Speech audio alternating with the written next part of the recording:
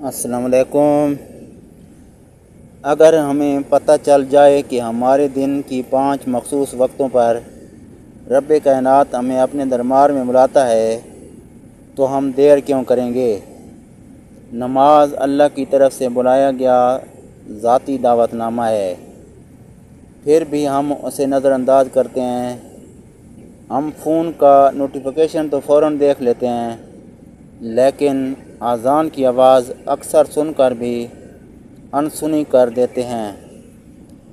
दुनिया के हर काम के लिए वक़्त निकाल लेते हैं, बस अपने रब के लिए वक़्त नहीं निकलता। क्या हम वाकई इतने मसरूफ़ हैं या हमारे दिल इतने गाफिल हो चुके हैं।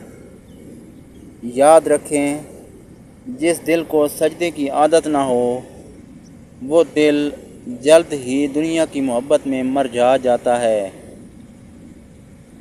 नमाज सिर्फ़ इबादत नहीं, ये एक हिफाजती ढाल है।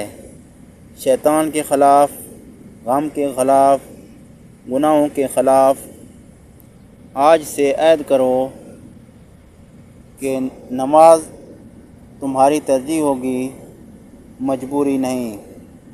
प्यार से पढ़ोगे, ना कि बोझ समझकर, क्योंकि जिस दिन तुम वाकई नमाज से मोहब्बत करने लगे उसी दिन तुम्हारी ज़िंदगी बदलने लगेगी।